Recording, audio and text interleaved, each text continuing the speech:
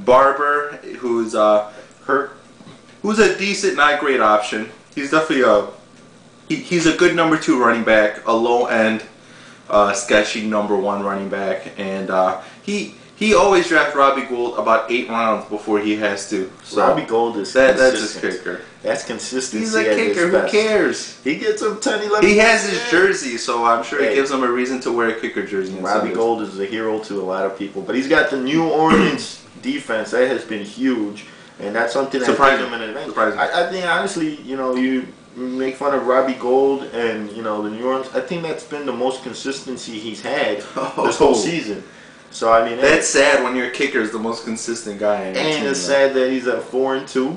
So I mean, hey, he's doing what he can. He's doing better than I thought. I mean, I think whenever you get your fantasy information the day of the draft from a gas station, and you end up with a 4-2 record through 6 weeks, you should be freaking praying to God right now of your record. But I mean, to be honest with you, you look at this, at the matchup, I'm not so scared of the players. I'm scared looking at Drago over there, and I'm scared looking at his slowing. If he dies, he dies. This is fantasy football, isn't it? It is fantasy. But it certainly is fantasy. Well, that's good talking about GQ Pikes. They're doing well. They're not the most surprising team of the league, but they're definitely up there. Let's talk about the Beer Barbarians. I think I definitely want to.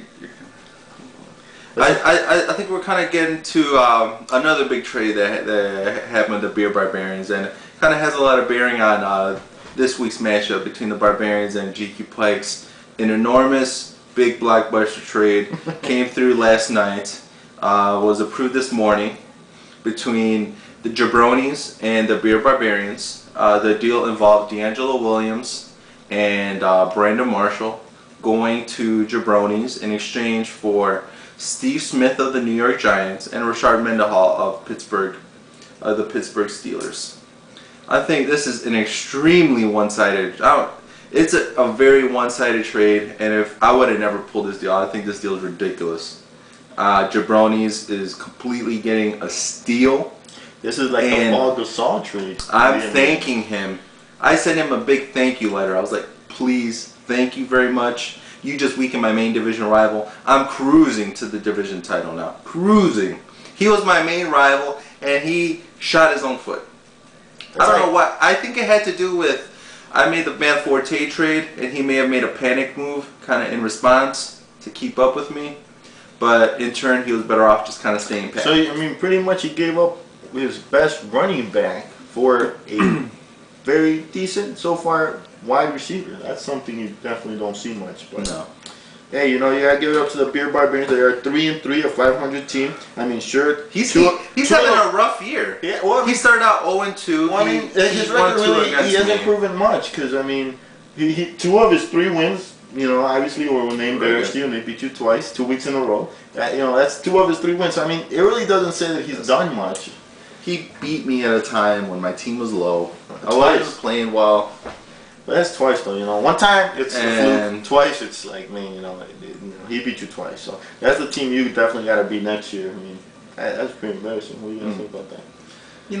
It's a fluke victories. Twice? I beat him by 40 points last year. I certainly think I could beat him again. And I think now, especially with this trade coming through, I'm definitely the better team. And I think I'm cruising to the division title now. He had a big loss last year against Raider Nation. The Nation beat him by 4 points on Monday Night Football game. That was a game he really needed. He needed to keep up with me, and now he's a game down. He's weakened his team considerably. I don't think it's looking very good for the Beer Barbarians, and especially given the strength of the Bud Light division. I think it's going to be tough to get more than one team going in from the Miller Lite division. Well, if he has something, he has a plan, up his sleeves, then it might come out. But overall, what are you going for on this one? I got Beer Barbarians. I'm gonna go the opposite. I'm gonna go with GQ Pikes. 5 points. Next matchup, let's move on to Bad W09 and the Chicago Bustankas. The Chicago Bustankas. Chicago Bustankas. Chicago Bustankas doing pretty shitty.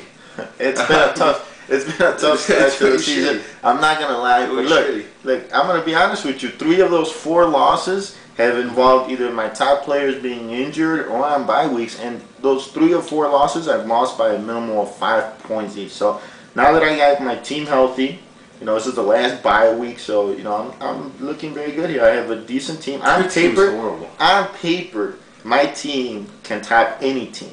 I'm solid from QB, wide receivers, running backs, even down to the defense. So I mean, even the kicker. So I mean, decently on paper, I got this one. I mean, look, I know projected stats. MTL has the shittiest team in the league on paper, but he has a 4-2 record somehow. That's exactly what I'm saying. I don't know how he's winning, but he keeps winning his games. I don't know. I mean, he's got Tom Brady who went off for, what, 39 points last week, and he still lost. He still lost the game. Still lost. So, I mean... It's because the rest of his team's not very... So, I don't know. I mean, I gotta take the Bustankas. I think the Bud Light division is going to start to kind of shake out a little bit this week. I think Fuzo's going to take it, and BetW9 is going to go down in this game and kind of get separated from the pack, and things will be back to normal. I think. But definitely, I think overall you'll see in the Bud Light division that some of these teams will start on I think a big disappointment for the Bustankas is the horrible selection of Brian Westbrook with the number 5. Would you consider that being a Sam Bowie over Michael Jordan? Yes, yes. You know, I had my expectations high on him. I thought he was going to have a big start. I thought he was going to stay healthy. You know, unfortunately, it hasn't worked out. He's been solid. I mean, when he does play. You picked him up because he was the highest projected guy left. But and you had no research. You know, he's coming off 2 knee reconstruction surgeries. He's been pretty solid. They drafted a rookie, a big-time rookie in the first 2 rounds. It's kind of heir apparent.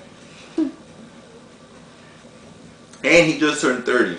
So, I don't know. Hey, when he plays, he's been doing well. So, I mean, been doing okay. Thomas Jones has been the big surprise recently. I mean, this guy was giving me maybe 8-10 points at best. You know, if that. Now he's giving me, you know, 20 points. The past 2 weeks, he's giving me like 48 points.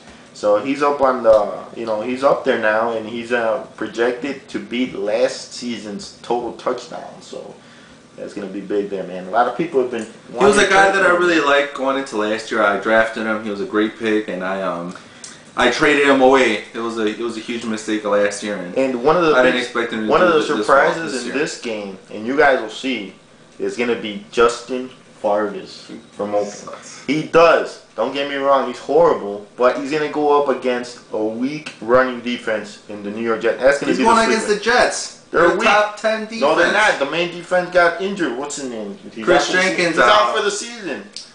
I don't. He's gonna be still pretty good. They're still pretty good. Drink your beer, Jim. What the hell's your problem? You talk too much. Drink your damn beer. All right, I'm going to Bustankas. I'm going to Bustankas in this game.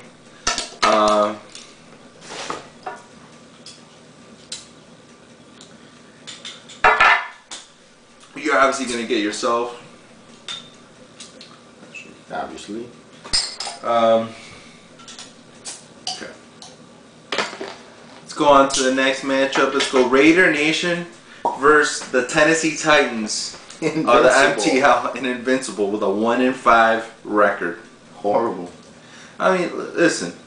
You told me not to sleep on Humby, and I said I'm on deep sleep in Humby. He's 1-5. His team's not good. Not very good. He's got Johnny Knox. He has some decent guys, but they just haven't kind of performed. It's kind of a rough year for him. I don't know if he's going to be able to turn it around. I think he may be kind of a second half spoiler type team, but I think with a 1-5 record at this point and the strong league we have, I think his playoff hopes are pretty much done. Playoff hopes are pretty much done. Raider Nation's kind of hanging in there. He had a big win last week against the Beer Barbarians, and he's kind of had a lot of injuries. He has a lot of older guys.